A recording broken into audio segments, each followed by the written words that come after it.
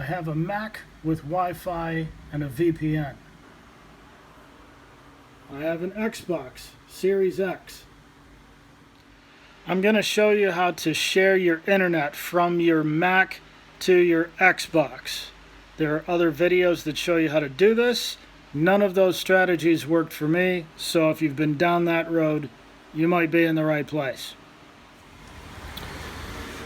As stated in other videos, you need to connect your Mac to your Xbox with an Ethernet cable. And I saw that in other videos, and you might see one where the Ethernet cable is plugged directly into the Mac.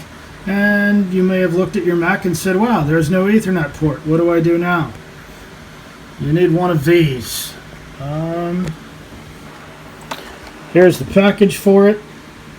It's called a USB 3.0 Ethernet adapter. It says 10, 100, 1000 megabytes per second, blah, blah, blah, blah, blah. You can just do a quick Google search for how to connect your Ethernet to your Mac. But that's what I found. Use one of those, and it makes the process a little bit more complicated than the other videos would lead you to believe. First, go to your system preferences. Do so with your Xbox turned off. Do all this with the Xbox turned off. Go to System Preferences. It's a little gear icon. It looks like that. And if you don't know where that is, go to the little Apple icon that's up on top, and you'll see System Preferences. Go there. Then, go to Sharing. All right. This, a lot of people have probably instructed you to do this already. You turn on your internet sharing, and then you hit start. And actually, before you do that,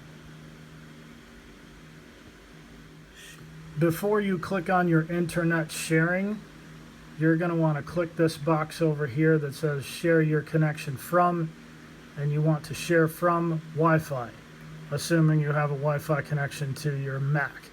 Then, other videos may tell you to click on USB Ethernet. For my process, that doesn't work because I needed an adapter, and you might have one too. Go to USB 10, 100, 1000 LAN, click that, and then click on Internet Sharing, and then click Start. From the sharing screen, you'll want to back out to your system preferences and then go to network. Okay? And you can see up here that the USB 10, 100, 1000 LAN is actually being used. There's one for USB Ethernet, and it says it's not connected. I don't understand why that's an option since you don't have an Ethernet port. So this might be one place where you're going wrong. It's one place where I went wrong. So USB 10, 100, 1000 LAN. Have to use that. You don't have to click on anything for that on this screen. I'm just showing it to you that that's the one that's active. That's why we used it on the last screen. Now this part gets a little bit tricky. From here, making sure your Xbox is off when you do this, you go up to your Wi-Fi signal right up here, click on that, turn your Wi-Fi off, come down here to configure IPv4. Where the hell is my cursor? Go down to configure and set it to off. I let it sit for a second and then change it to manually. Let it sit for a second, make sure it does what it needs to do, and then change it back to using DHCP. From there, you go back up to your Wi-Fi, turn your Wi-Fi on, And then go to your VPN if you have one. Make sure that is up and running. Then you can turn on your Xbox. When you get your Xbox up and running, click on Settings. Go to Network Settings. And then go to Advanced Settings.